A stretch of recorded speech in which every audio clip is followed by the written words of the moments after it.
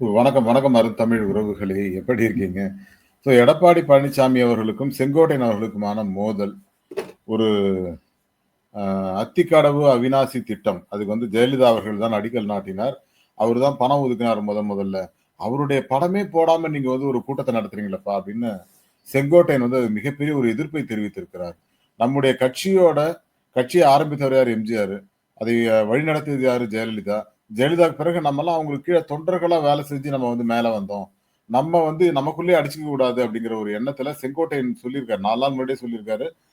இங்க ஜெயலலிதா அவர்கள் படம் இல்லையே அப்படின்னு சொல்லிட்டு. அந்த செய்தி எடப்பாடி பழனிசாமிக்கும் போயிருக்கலாம்.